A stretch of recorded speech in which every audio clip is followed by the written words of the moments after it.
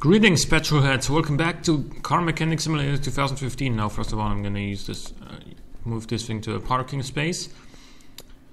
Then we're gonna get the Sakura Moon. Actually, no. First of all, I want to show you some. I want to show you a beast. Echo's Cobra. That's also one of the newer cars.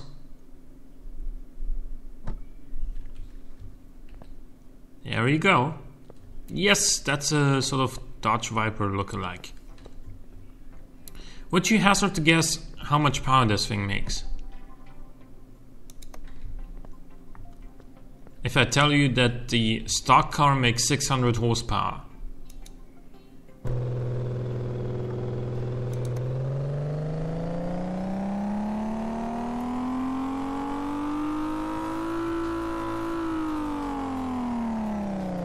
Yeah, 1261. That's because under the bonnet there's a supercharged V8 with all the performance parts available. And yeah, we're gonna go to the drag strip with this thing. Remember that the 300 SL did a 25.2 second standing kilometer, which is not bad at all. Let's see what this can do. Mind you, the start in a 1261 horsepower rear-wheel drive car is gonna be just chaotic. Like, you're just not gonna be able to put down all that power just for the rear wheels. So what we're gonna do is we're gonna start in second gear. Slow and steady.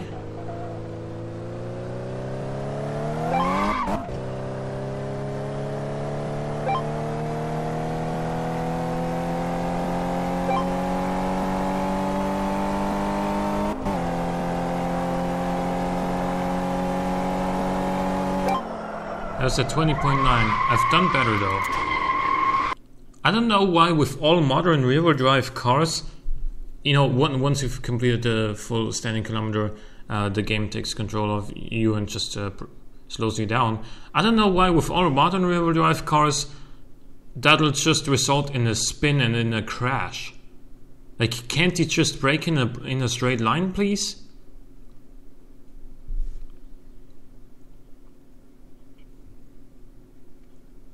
Let's do another run, cause like 20.9, I've done better in this car.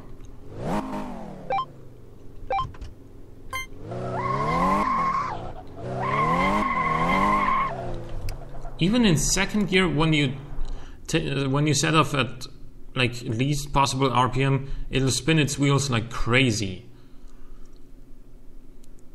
That is frustrating. Like, you can't possibly get a really impressive 0 to 100 or a quarter mile time for that matter in this thing, because it's just got too much power.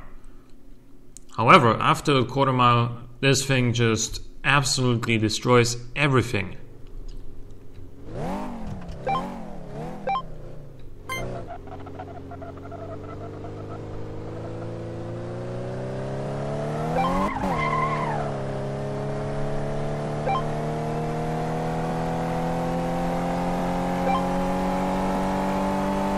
Look at that acceleration now!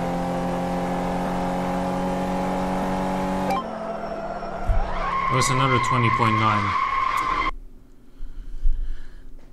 I've done it in less than 20 seconds with this thing, but just the start is always such a hassle.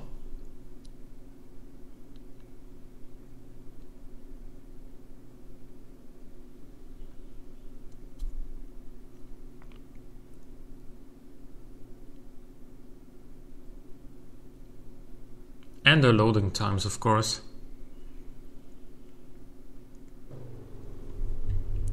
This even has the Viper like gauges.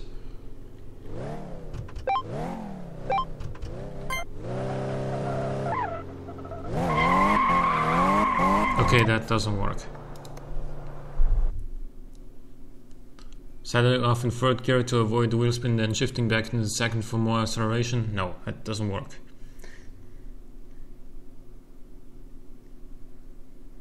Man, why does it have to be so hard to launch a fast car like this? Why didn't we just give it like launch control?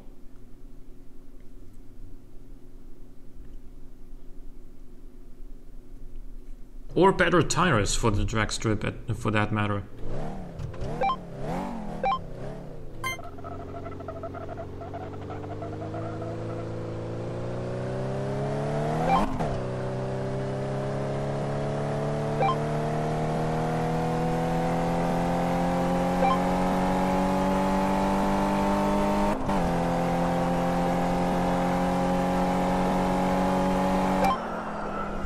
.1, that was worse.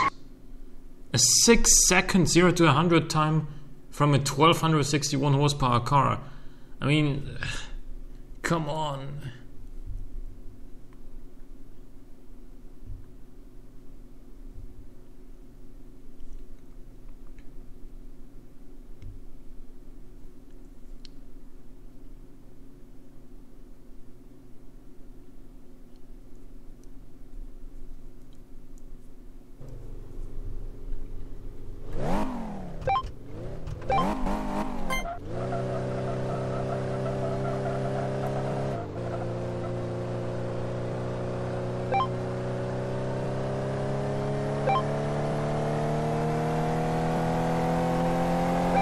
Okay, that was by far the worst result. I thought maybe that would be a little bit better if you set off in third gear just overall without shifting back into second. But no. Oh man, if only I knew how to do the launch in this car properly, consistently. Maybe there is no such thing as inconsistency with this car. Maybe it even makes varying amounts of power. No.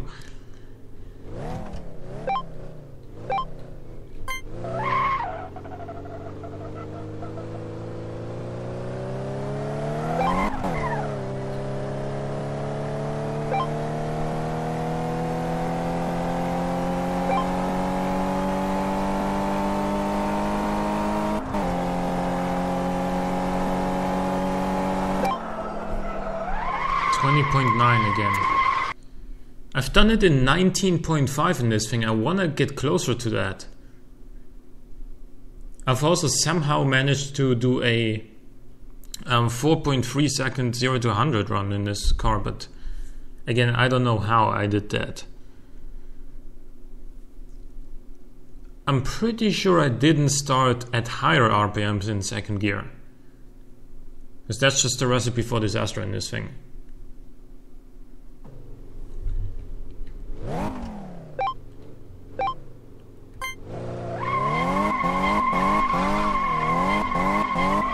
Yeah, okay. Also didn't just floor it from idle RPMs in second gear.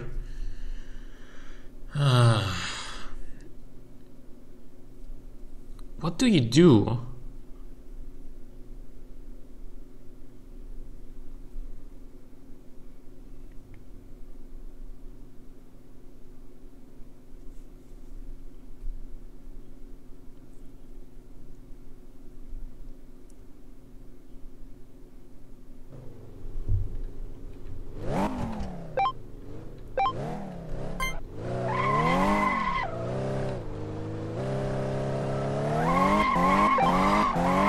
There's a 5.7 still. Man. Why does it have to be so hard to launch this thing? Can't you just drive in a straight line?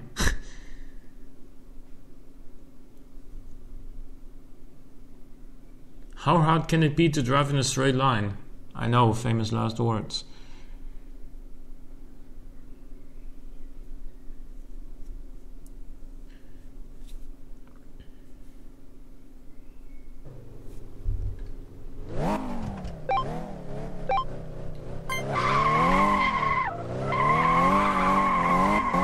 Look at that wheel spin, it's ridiculous!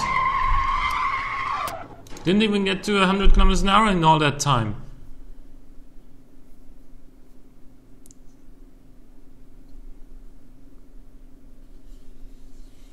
God damn it. Why does this have to be so hard?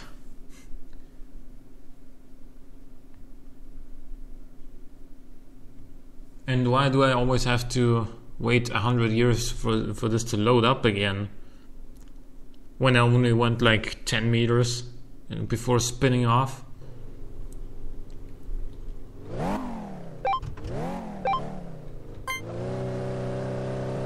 Is this a good launch? Yes! Here we go.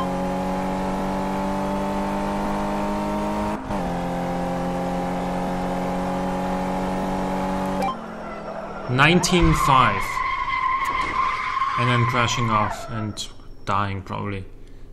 I'll call that good enough. 19.5, 4.39, well 4.4 seconds. Yeah, okay. I'm content now. But goddamn, did it take a long time to get there.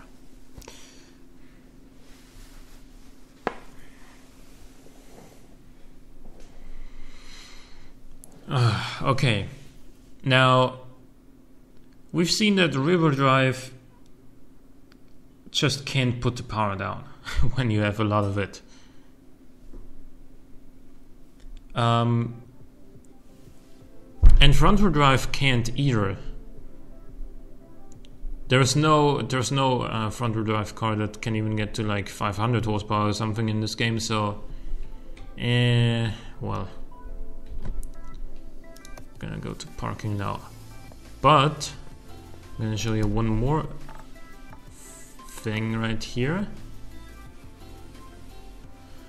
The Bolton Grand Mojave, that's the big SUV that we saw at the very start of the last episode in the auction center. I have one of those in black. There it is. And this has a V8 as well, but there's no superchargers available as far as engine swaps go for these tall 4x4 V8 cars. We're gonna go take this thing to the dyno first, so that I can show you how much power we're talking about here.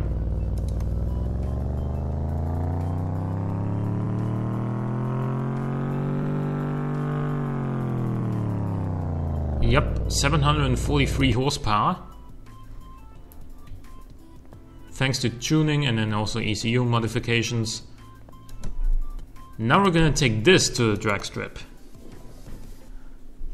Remember, we did a 19.5 standing kilometer with that Ecos Cobra and a 11.7 second quarter mile.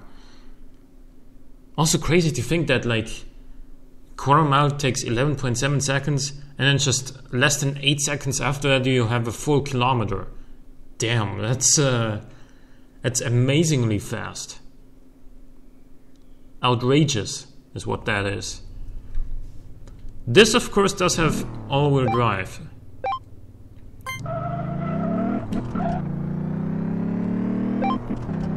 So we did 0 to 100 in 3.7 seconds.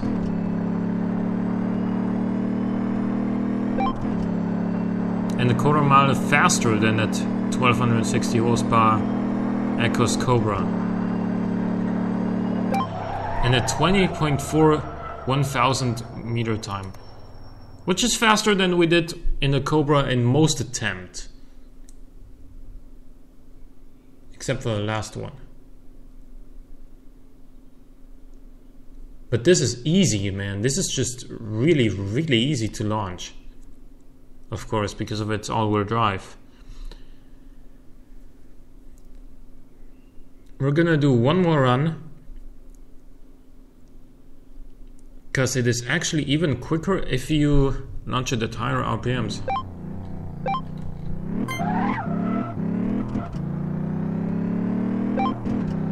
$3.6.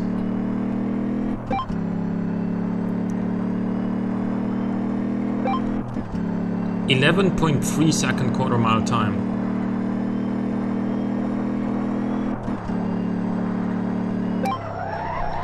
11.3 second quarter mile time. Now to put that into perspective, that's pretty much what a Ferrari 458 would do.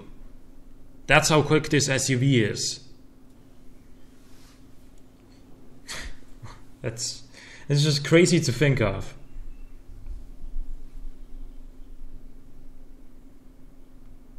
I know for a fact that when Motor Trend tested the Ferrari F12, it did an 11.5 second quarter mile time.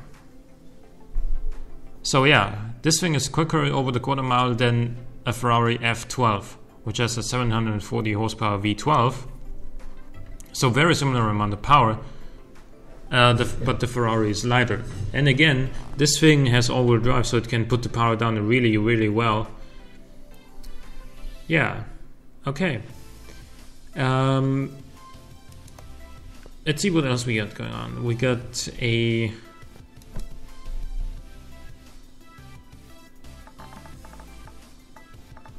Yeah, I got this thing as well, the FMW Panther. That thing came with a supercharged V8 when I bought it from the auction center. I only replaced the exterior parts that I could replace, just to make it look, you know, new and shiny. And I did a little bit of ECU tweaking.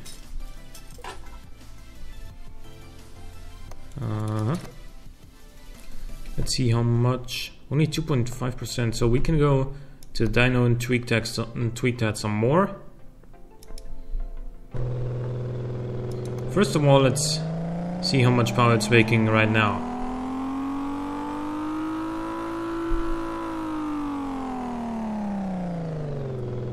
$554 horsepower is not that bad.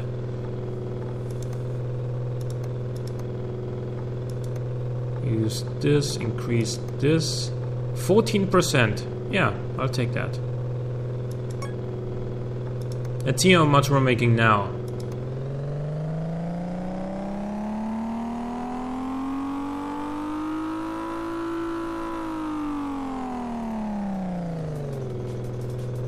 $616 horsepower.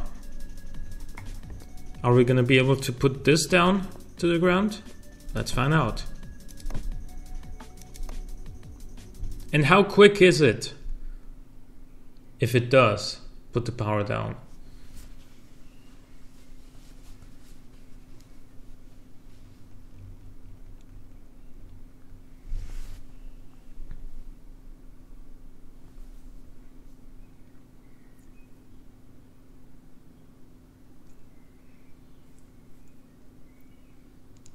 So let's see, it's loading. I mean, half of this episode is probably going to be the loading screen, but, you know, I'm sorry.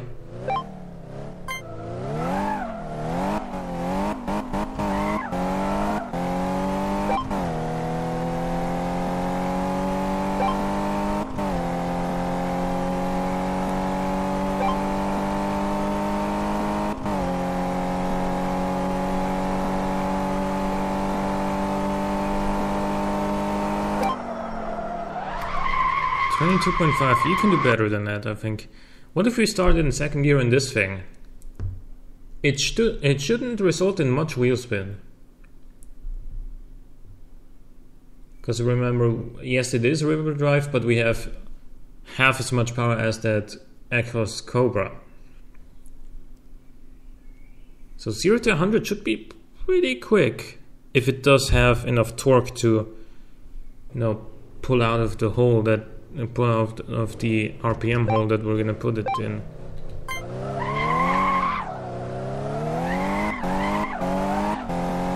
It actually has a lot of wheel spin. I didn't expect that.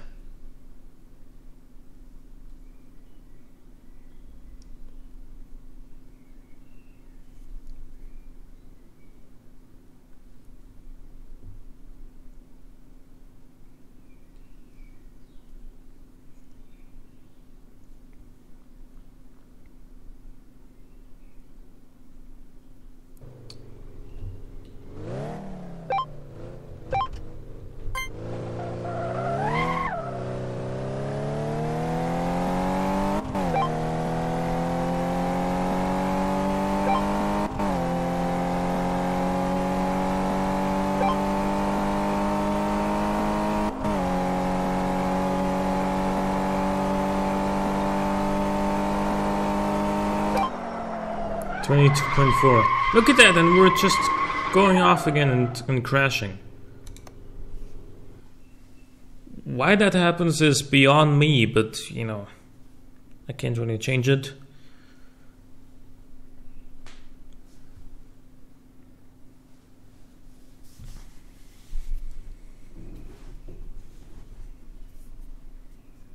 Now the most powerful front-wheel drive car in the game, I think, is the Royale Crown. Unless the Sakura Moon is stronger.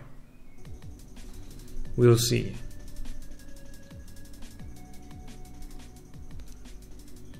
I know for a fact that the turbocharged inline 4 in the Royale Crown makes 180 horsepower stock. So let's see what we got working for us here.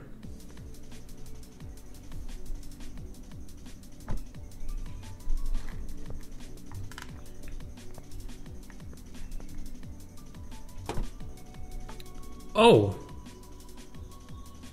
well, that's a lot more.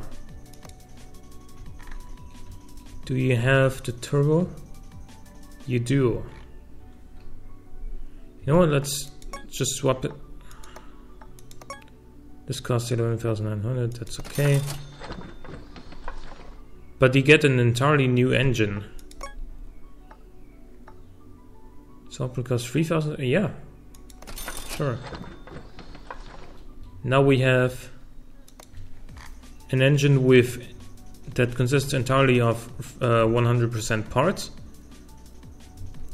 So now we're gonna be looking to replace the parts we can replace with better ones. We have dual head cams, we have a cat, we have this.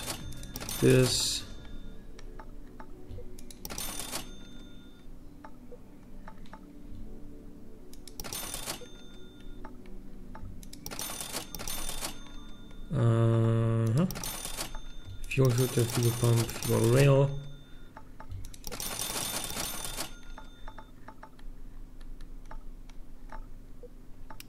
Intake manifold.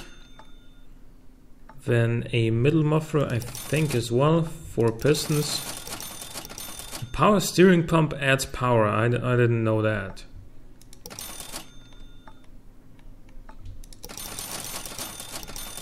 And the turbo. The turbo only adds 6% extra horsepower? I thought it would add more. I mean, I guess it's probably gonna be one, you know, a turbo that's meant to be the same size of the normal one, just better, you know. You can, of course, in real life, you could argue that you can just fit a huge turbo to a small inline 4 engine and, you know, get like plus 200% power or something like that.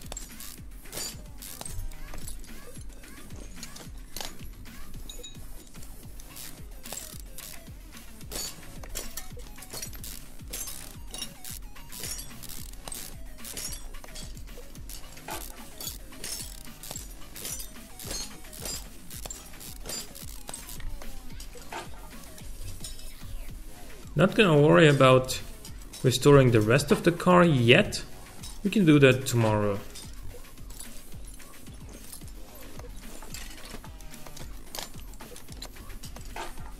Even the effort to cover and base are just in bad condition. I think that should be part of an engine swap, that they also replace that. But maybe that's just me.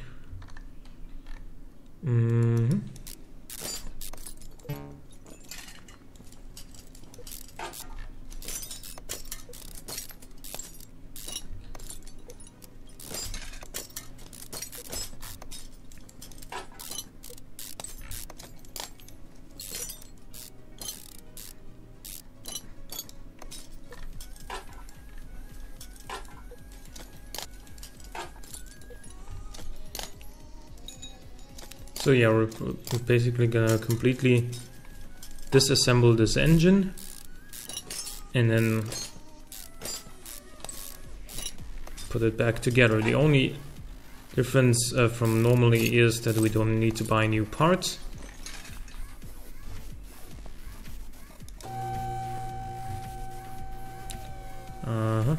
Also, I don't think I mentioned that, but yeah, aesthetically this garage is now different than previously.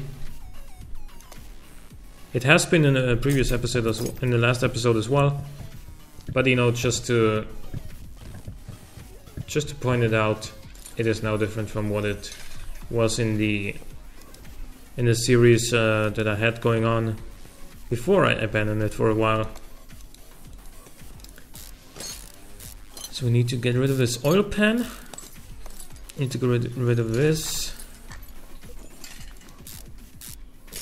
Now I can access you.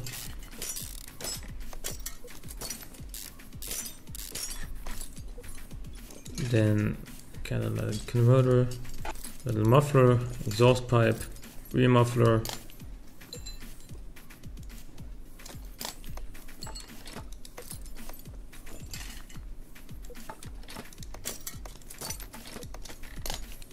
These parts look so much nicer. The performance parts. Okay. I would really wish for some like performance tires or performance brakes.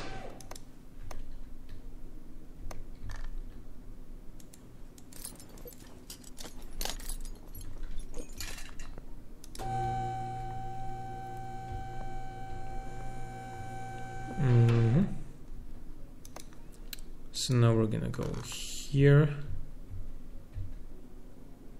What, we can access the gearbox without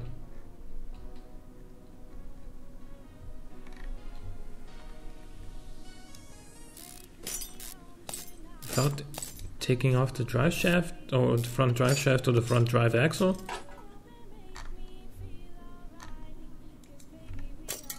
I thought I couldn't do that on the Royale Crown.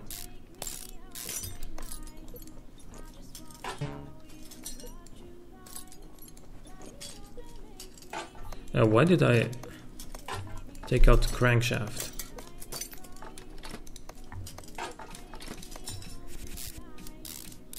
There's no performance crankshaft either, or no performance engine block, although I don't know what that would even be, a performance engine block. It's just a metal block, a metal housing for where the engine goes, and that itself won't really add any power. I think we get everything that's underneath the engine, right?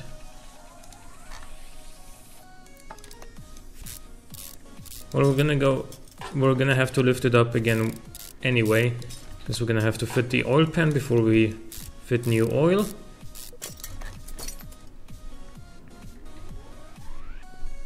So yeah, this thing's probably gonna produce more than 400 horsepower in a front-wheel drive car.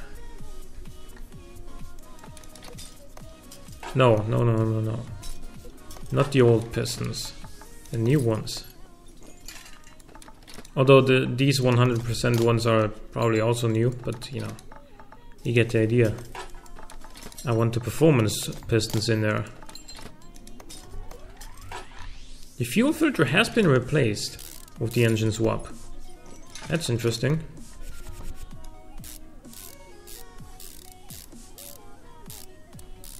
There's also no performance starter.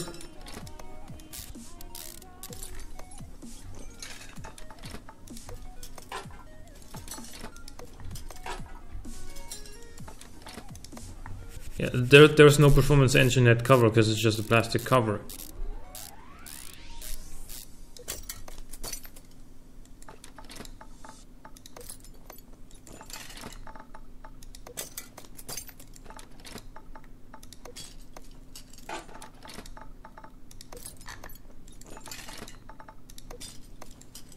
These look really cool, the red ignition coils.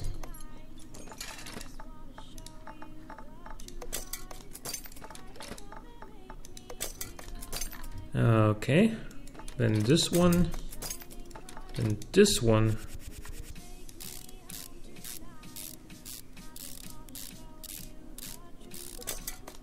Then the throttle.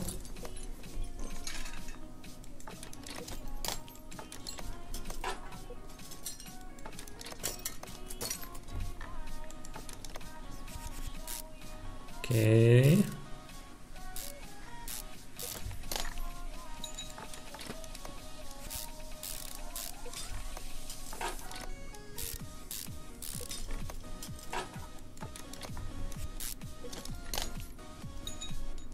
Okay, this one.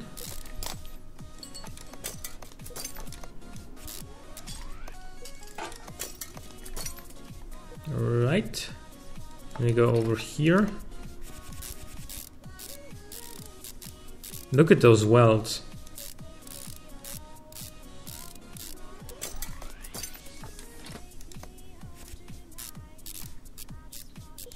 And then we're gonna fit the turbo.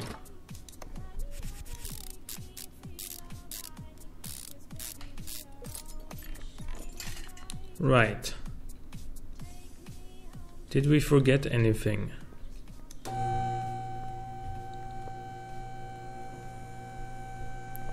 I hope we didn't.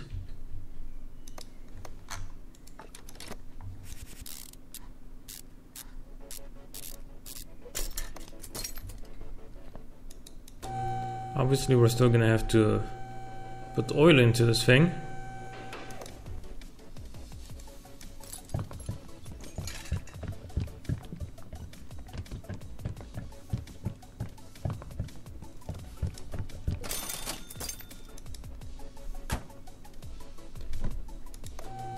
We didn't forget anything.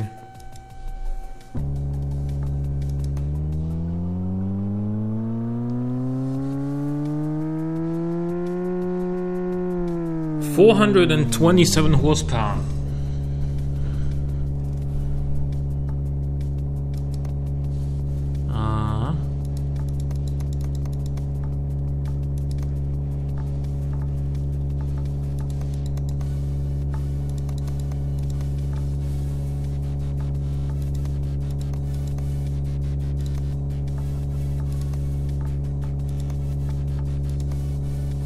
There we go, plus 14% again.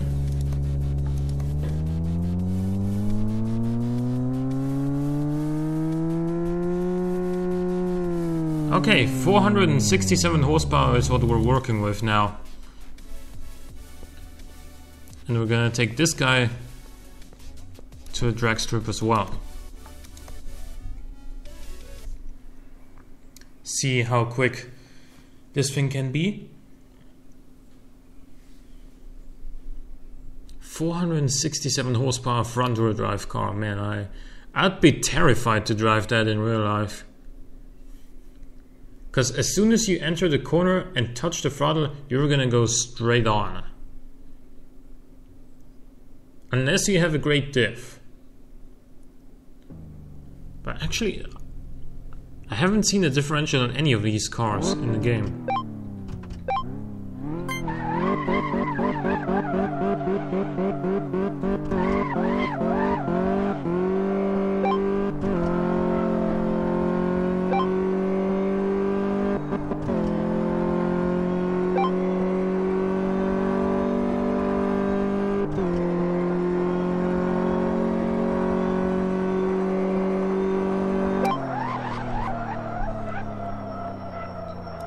We can probably eke out a better 0 to 100 time than 7.1 seconds.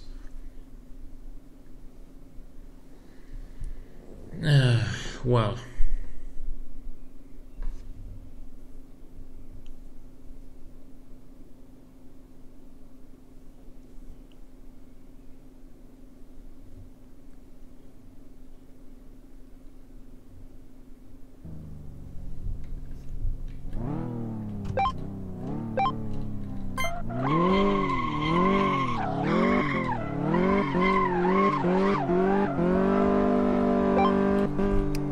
Maybe not.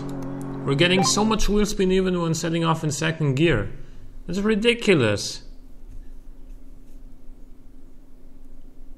That's the same sort of wheel spin we got in the Echo's Cobra in the Viper fake. That had almost 3 times as much power.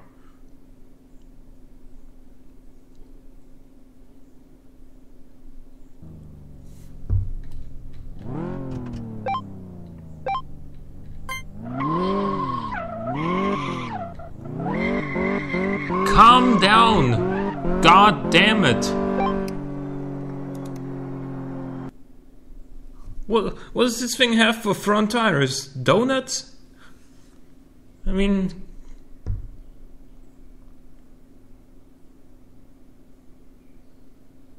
There you go. I mean, in the real world, when people are talking like, yeah, well, I bought a new BMW. It's got 200 horsepower, and the other guy is like, you're never gonna put that power to the ground, sucker. Like, and himself is gonna probably be driving a Golf GTI or something with 200 horsepower, and then, of course, once they race at the lights or so, both with ESP turned off, the BMW is just gonna annihilate the Golf GTI.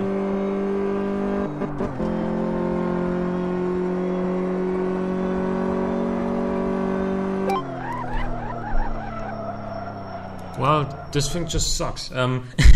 Sorry, but the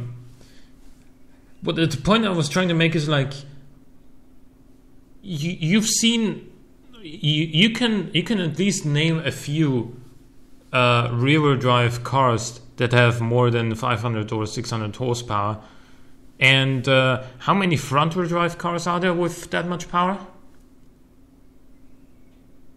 Exactly 0. Why? Well, there's gotta be a reason, right? It's because they can't put the power down for shit.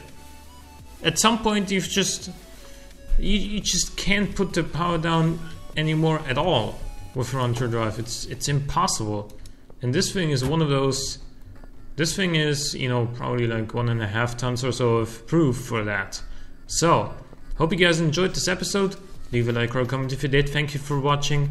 I'll see you next time.